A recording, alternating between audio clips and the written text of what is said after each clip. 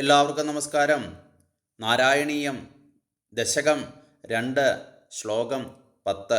ത്വദ്ഭക്തിസ്തു കഥാരസാമൃതച്ഛരീ നിർഭഞ്ജനേന സ്വയം സിദ്ധ്യന്തി വിമലപ്രബോധപദവിം അക്ലേശതസ്തന്വതീ സദ്യഃ സിദ്ധികരീ ജനത്യയീ വിഭോ സൈവാസ്തു മേ ത്വത്പദ പ്രേമപ്രൗഢീരസാർദ്രധാ ദ്രുതതരം വാതാലയാധീശ്വര. ഇവിടെ ആചാര്യൻ പറയുന്നത് മറ്റു 2 യോഗങ്ങളെക്കാളും ഭക്തിയോഗം മികവുറ്റതായി തീരുന്നതിൻ്റെ കാരണമാണ്. ആചാര്യൻ പറയുന്നു, അല്ലയോ വിഭോ ഗുരുവായൂരപ്പ, അങ്ങയിലുള്ള ഭക്തിയാകട്ടെ അങ്ങയുടെ കഥകൾ കേൾക്കുമ്പോഴുള്ള കഥാരസാമൃത പ്രവാഹത്തിൽ മുങ്ങുന്നത് കൊണ്ട് താനേ സിദ്ധിക്കുന്നതാണ്.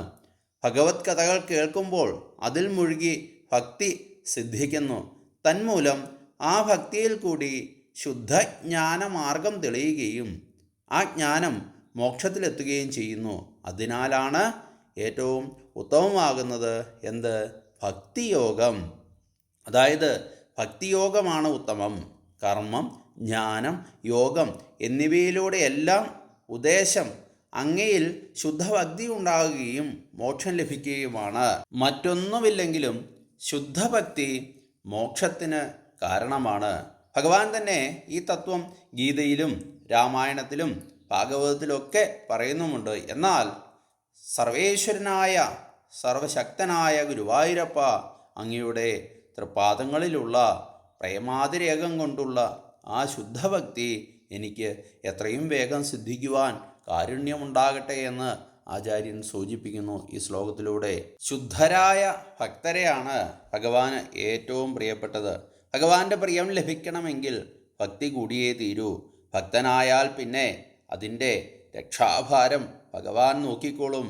തന്മൂലം തൻ്റെ രോഗം ഭേദമായി താൻ സർവാത്മന ഭഗവത് സേവനം ചെയ്യാൻ പ്രാപ്തനാകുമെന്ന് കവി ആഗ്രഹിക്കുന്നു. ഇപ്പോൾ നമ്മൾ പറഞ്ഞത് 2ാമത്തെ ദശകത്തിലെ 10ാമത്തെ ശ്ലോകത്തെക്കുറിച്ചാണ്. ഈ ശ്ലോകം അല്ലെങ്കിൽ ഈ ദശകം വളരെ പ്രധാനപ്പെട്ടതാണ്.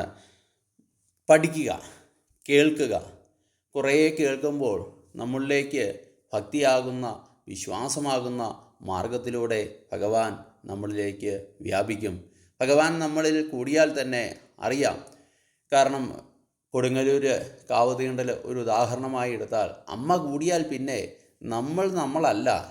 കാരണം വാളും ചിലമ്പും ധരിച്ച്, മഞ്ഞപ്പട്ട് അല്ലെങ്കിൽ ചുമലപ്പട്ടൊക്കെ ധരിച്ച്, അല്ല പച്ചപ്പട്ടൊക്കെ ധരിച്ച്, മാലയൊക്കെ ചാർത്തി, ശേഷം തിരുനെറ്റി വെട്ടിപ്പൊളിച്ച് ആർത്ത് തുള്ളി അട്ടഹസിച്ച്, അതാണ് കൊടുങ്ങല്ലൂരമ്മ നമ്മുടെ ദേഹത്ത് കൂടിയാറുള്ള വിശേഷം. എന്നതുപോലെ തന്നെയാണ് ഭഗവാനും നമ്മുടെ ദേഹത്ത് അല്ലെങ്കിൽ നമ്മുടെ ശരീരത്ത് കൂടിക്കഴിഞ്ഞാൽ നമുക്ക് പ്രത്യേകമായിട്ടുള്ളൊരു ഐശ്വര്യവും ശാന്തിയും സമാധാനമൊക്കെ ഉണ്ടാകും. അപ്പോൾ ഭഗവാന്റെ അനുഗ്രഹം എല്ലാവർക്കും ഉണ്ടാകട്ടെ എന്ന് പ്രാർത്ഥിക്കുന്നു. ഓം നമോ നാരായണായ.